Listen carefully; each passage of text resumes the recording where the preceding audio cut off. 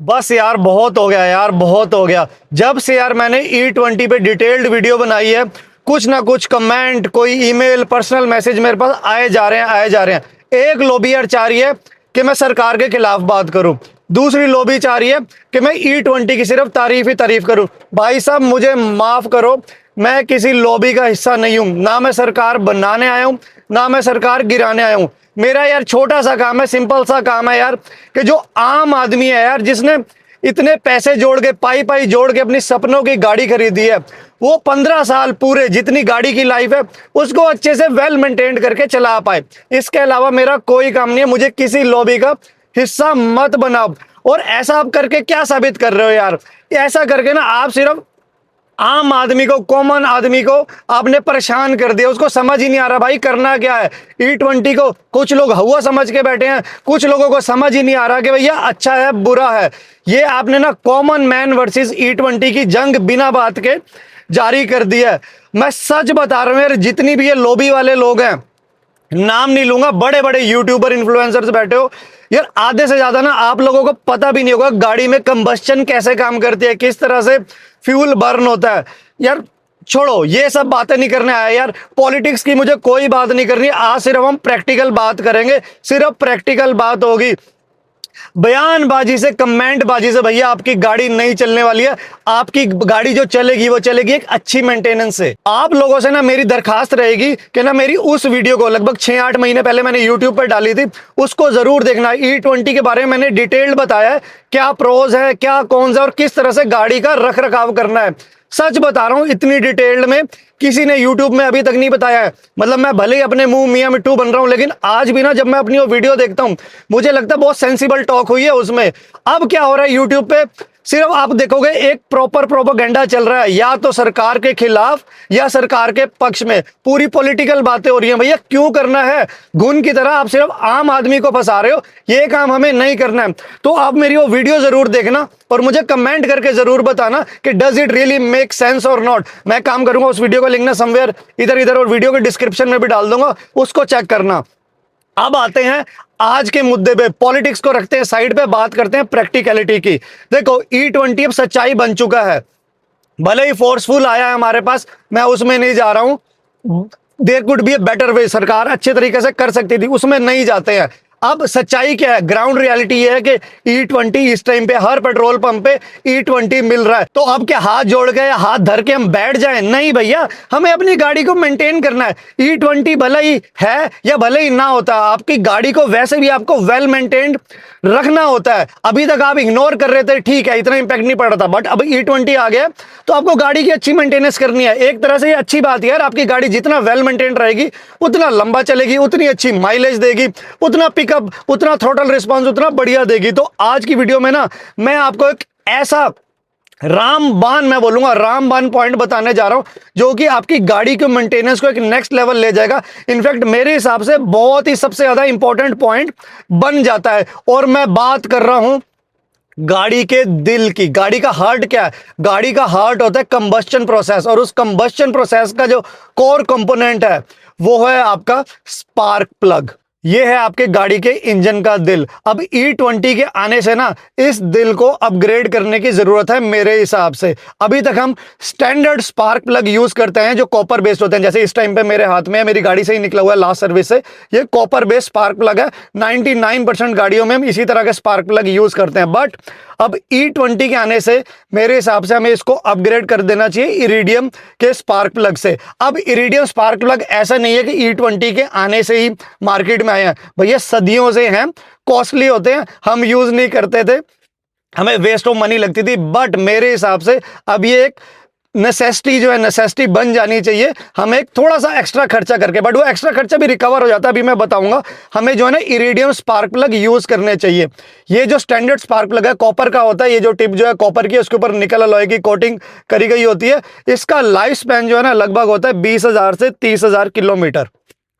उसके बाद हमें बोला जाता है इसे रिप्लेस करना है। लेकिन E20 के आने से अगर आपकी गाड़ी बहुत ज़्यादा खड़ी रहती है तो इसका वेयर एंड टियर होने के चांसेस बहुत ज़्यादा बढ़ जाते हैं, स्पेशली अगर आपकी गाड़ी बहुत ज़्यादा खड़ी रहती है। क्योंकि यार आपने सुना होगा, बार बार एक वर्ड बोला जा रहा है, हर कोई बोल रहा है कि एथेनॉल जो है हाइड्रोस्कोपिक है। सिंपल सा फंडा है यार, वो उसमें मॉइस्चर को एब्जॉर्ब करने की क्षमता थोड़ी सी ज़्यादा है, क्योंकि इट्स अ अल्कोहल। तो अगर आपकी गाड़ी बहुत ज़्यादा खड़ी रहती है तो मॉइस्चर ज़्यादा एब्जॉर्ब करता है, और जब गाड़ी में मॉइस्चर आएगा तो जितने भी मेटल कंपोनेंट्स है उसमें चांसेस हो जाते हैं रस्टिंग के, स्पेशली खड़ी गाड़ी में। और ये की कंपोनेंट है जहां से आपके गाड़ी का कंबस्शन स्टार्ट होती है। फायरिंग का पहला प्रोसेस ही यही है, किसका काम है, स्पार्क प्रोड्यूस करना। अब यही अगर अर्ली डैमेज हो जाता है तो स्पार्क जो है वो वीक हो जाती है। स्पार्क वीक होगी तो गाड़ी मिसफायर करेगी, फ्यूल को प्रॉपर बर्न नहीं करेगी और इनकम्प्लीट कंबस्शन होगी। अब स्पेशली एथेनॉल के आने से, क्योंकि एथेनॉल की यार ऑलरेडी एनर्जी अराउंड 5% कम होती है, तो जो वीकर स्पार्क होगी ना उसकी वजह से अनकंप्लीट कंबस्शन होगी और जो अनबर्न फ्यूल है ना आपके एग्जॉस्ट से बाहर आएगा, लीडिंग टू लोअर माइलेज।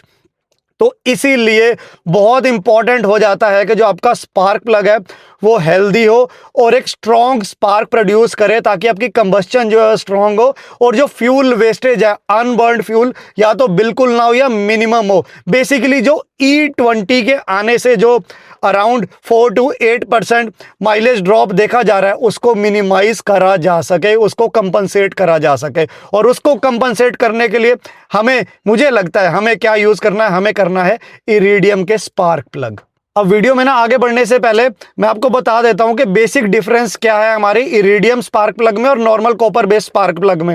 उसके बाद हम बात करेंगे कि किस तरह से इरिडियम स्पार्क प्लग जो है वो हेल्पफुल हो सकता है विद E20 फ्यूल। तो यार जो सबसे पहले हम बात करते हैं मटेरियल की। जैसे मैंने अभी बताया, जो हमारा कॉपर बेस्ड स्पार्क प्लग है स्टैंडर्ड, वो जो उसका इलेक्ट्रोड होता है वो बेसिकली कॉपर से बना होता है और उसके ऊपर निकल अलॉय की कोटिंग करी जाती है। वही जो हमारा इरिडियम स्पार्क प्लग है वो बना जाता है इरिडियम से। प्रीशियस मेटल है और बहुत ही ज़्यादा हार्ड होता है compare to copper, almost 6 to 8 times hard होता है और उसका मेल्टिंग पॉइंट भी बहुत ज़्यादा होता है। जो हमारा नॉर्मल कॉपर स्पार्क प्लग है उसका जो मेल्टिंग पॉइंट है वो लगभग अराउंड 1100 डिग्री सेल्सियस है। वहीं अगर हम इरिडियम स्पार्क प्लग की बात करते हो तो वो हो जाता है अराउंड 2500 डिग्री सेल्सियस। तो मतलब बहुत ज़्यादा वो हाई टेम्परेचर को विथस्टैंड कर सकता है। सेकंड, जो हमारा स्पार्क प्लग का सेंटर इलेक्ट्रोड है वो नॉर्मल कॉपर स्पार्क प्लग में काफ़ी थिक होता है, जैसे आप देख रहे हो। वहीं अगर आप इरिडियम की बात करो, इरिडियम स्पार्क प्लग की, तो वो सिर्फ 0.4 to 0.6 mm का होता है। अब जो नॉर्मल कॉपर का स्पार्क प्लग है उसको बहुत ज़्यादा हाई वोल्टेज कंसंट्रेशन चाहिए होती है एक स्पार्क प्रोड्यूस करने के लिए। वही इरिडियम जो है उसको लो वोल्टेज चाहिए होती है स्पार्क, एक स्ट्रॉन्ग स्पार्क प्रोड्यूस करने में। तो जिसकी वजह से जो आपकी इग्निशन कॉइल्स हैं उस पर स्ट्रेस कम डालता है जो हमारा इरिडियम स्पार्क प्लग है, और बहुत ही ज़्यादा स्ट्रॉन्ग स्पार्क प्रोड्यूस करता है। थर्ड जो हो गया वियर एंड टियर। नॉर्मल जो कॉपर स्पार्क प्लग है इसमें टेंडेंसी है यार ब्लॉक होने की, कार्बन डिपॉजिट आने की। जैसे आप देख रहे होगे किस तरह से पूरा काला पड़ा हुआ है स्पार्क प्लग। ये लगभग 20,000 किलोमीटर चला है, जबकि नॉर्मली बोला जाता है 30,000 तक आपका स्टैंडर्ड चल जाता है। बट ये मेरा 2 सर्विस के अंदर मुझे रिप्लेस करवाना पड़ा, पूरे का पूरा ये बेसिकली चोक्ड है, अनयूजेबल था। तो इसकी लाइफ जो है मोटा मोटा आपकी 2 सर्विस तक होती है, 20 to 30,000 किलोमीटर। वही अगर हम इरिडियम की बात करते हैं तो वो अराउंड 70 to 80,000 किलोमीटर चल जाता है। एटलीस्ट आपकी 4 से 6 सर्विस जो है ना वो ईजिली कवर कर लेता है और रस्ट को रेजिस्ट करता है, रस्ट प्रोन नहीं होता, जिसकी वजह से उसका जो लाइफ स्पैन है जो बहुत ही ज्यादा लंबा होता है और लंबे समय तक एक अच्छी स्पार्क, एक अच्छा कंबस्शन जो है ना प्रोड्यूस करता है। लेकिन अब क्योंकि इसमें इतने ज्यादा बेनिफिट्स हैं तो एक डाउन साइड क्या है, डाउन साइड है भैया प्राइस का। नॉर्मल स्पार्क प्लग से लगभग 3 to 4 टाइम्स जो एक अच्छी क्वालिटी का इरिडियम स्पार्क प्लग जो आपको पड़ता है। लेकिन अगर आप नेट देखें ओवर द टाइम वो प्राइस जो है काइंड ऑफ कंपनसेट हो जाता है, क्योंकि उतनी ज़्यादा ये आपको लाइफ भी दे रहा है, उतनी ज़्यादा बेटर परफॉर्मेंस भी दे रहा है। चलो अब बात करते हैं जो इरिडियम स्पार्क प्लग है किस तरह से हमारे E20 फ्यूल में हमें हेल्प कर रहा है, किस तरह से जो लॉस्ट माइलेज है उसको रिकवर करने में हेल्प कर रहा है और किस तरह से हमें बेटर थ्रॉटल रिस्पॉन्स देने में भी हेल्प कर रहा है। तो पॉइंट नंबर 1, सबसे पहले यार इसका जो डिज़ाइन है, जैसे अभी मैंने आपको बताया कि जो इसका इलेक्ट्रोड जो ऊपर टिप है वो इतनी माइन्यूट है 0.4 mm to 0.6 mm, जो कि ना पूरी वोल्टेज को कंसंट्रेट करके एक बहुत ही हॉट एक स्ट्रॉन्ग स्पार्क जो है प्रोड्यूस करता है और ये इंश्योर करता है कि जो आपका स्लगिश E20 फ्यूल है वो कंप्लीटली बर्न हो, कहीं पे भी फ्यूल की वेस्टेज ना हो, ताकि जो अनबर्न्ड फ्यूल है वो आपके एग्जॉस्ट से बाहर ना आए और आपकी माइलेज को ड्रॉप ना होने दे। ये इंश्योर करता है कंप्लीट कंबस्शन। बेसिकली जो आपका पेट्रोल के 1 लीटर की जो लास्ट ड्रॉप भी है ना, उसको प्रॉपर बर्न करके इंश्योर करता है कि जो एक्स्ट्रा माइल ही चले, वो जितने किलोमीटर उस फ्यूल से एक्सट्रैक्ट किए जा सकते हैं उसको वो एक्सट्रैक्ट करे। अब इसका मतलब ये नहीं है कि जो कंपनी क्लेम्ड माइलेज है ये उससे भी ज्यादा देगा। हम बात कर रहे हैं जो E20 के नेगेटिव इंपैक्ट है, जो उससे माइलेज ड्रॉप हुआ है, उसको कंपनसेट करने में ये अच्छी खासी आपको हेल्प करने वाला है। पॉइंट नंबर 2 वो है मिस फायर प्रिवेंशन। अब जो normal standard copper based spark plug होता है उसके चलते ना गाड़ी में बहुत माइन्यूट, आप समझो माइक्रोस्कोपिक लेवल ना मिस फायर्स होते रहते हैं जो हमें पता भी नहीं चलते हैं। कभी आपने अपनी गाड़ी में इस तरह से OBD2 स्कैनर लगा के स्कैन करना, वहां पर देखना आपकी गाड़ी हमेशा मिस फायर डिटेक्ट करेगी। आम उसे पता नहीं लगता, नॉर्मल है, मतलब गाड़ी जो उसको विथस्टैंड कर सकती है, बट उस मिस फायर के होने की वजह से जो आपकी गाड़ी जो है वो फ्यूल को वेस्ट करती है, आपकी माइलेज ड्रॉप करती है। वहीं अगर हम इरिडियम स्पार्क प्लग की बात करें तो वो मिस फायर को बिल्कुल मिनिमाइज करता है, क्योंकि इतना स्ट्रॉन्ग स्पार्क प्रोड्यूस करता है, मिस फायर जो है मिनिमम होता है, जिसकी वजह से फ्यूल जो है आपका प्रॉपर जो है वो बर्न होता है और हमें एक बेटर माइलेज मिलती है। और इसी कंसिस्टेंट और परफेक्टली टाइम्ड फायरिंग शेड्यूल की वजह से ना आपका जो गाड़ी का आप देखोगे थ्रॉटल रिस्पॉन्स भी आपको अच्छा मिलेगा, गाड़ी जो है वो स्मूथर वर्क करेगी, कहीं पे भी जर्क वर्क की फीलिंग आपको नहीं आने वाली है। Point number 3 ageing. अब यार जो स्टैंडर्ड स्पार्क प्लग है, आपने मान लो अपनी गाड़ी में नया स्पार्क प्लग लगाया, आप देखोगे 5, 7, 8 हज़ार किलोमीटर आपकी गाड़ी ठीक परफॉर्म करेगी, क्योंकि नया स्पार्क प्लग है, उसमें कोई रस्टिंग नहीं है, तो वो भी ठीक ठाक परफॉर्मेंस दे रही है, एक प्रॉपर इग्निशन दे रही है, कंबस्शन दे रही है, थोड़ा बहुत फ्यूल वेस्टेज हो रहा है, 4 से 8% माइलेज ड्रॉप आप देख रहे हो, बट ओवरऑल परफॉर्मेंस ठीक रह रही है।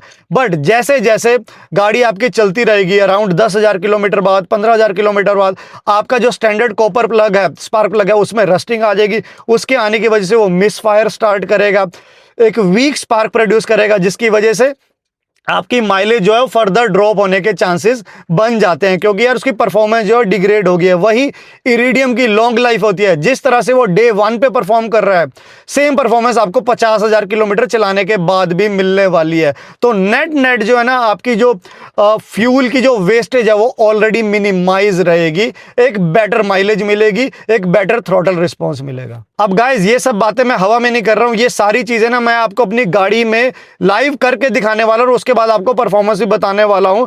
बट मेरे हिसाब से ये हमारी नंबर 1 प्रायोरिटी बन जानी चाहिए कि जो हमारे गाड़ी का जो दिल है उसको हमें अपग्रेड किया जाए।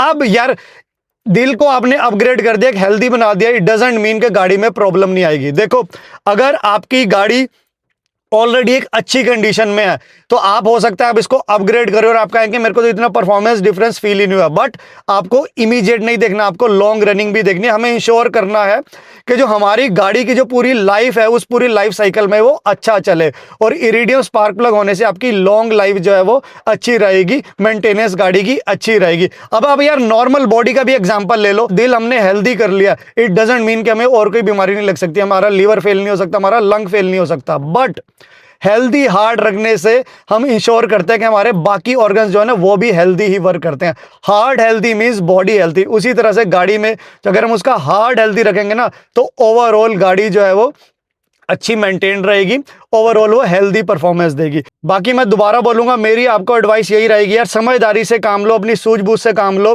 जिन लोगों ने भी हाय तौबा मचाई हुई है, सपोर्टर हैं या जो अगेंस्ट है, उनकी बातों में बहुत ज़्यादा मत फंसो, अपना दिमाग लगाओ। गाड़ी आपकी है, पैसा आपका है यार, आपको ही गाड़ी चलानी है, किसी और को नहीं चलानी है, तो उसको आप अच्छे से एक समझदारों की बातें सुनो और उसको अच्छे से अपनी गाड़ी को मेंटेन रखो। मोस्टली आप देख रहे होगे यार जो लोग इतनी हाय तौबा मचाए हुए हैं उनके पास यार नई गाड़ियाँ हैं, पुरानी गाड़ियाँ तो है भी नहीं, जिनको उनको पता भी नहीं है कि E20 फ्यूल डालने से क्या क्या चेंजेस आ रहे हैं, किस तरह से कुछ परफॉर्मेंस चेंज आ भी रहा है या नहीं आ रहा है, माइलेज ड्रॉप हो भी रही है या नहीं हो रही है, क्योंकि वो चला नहीं रहे।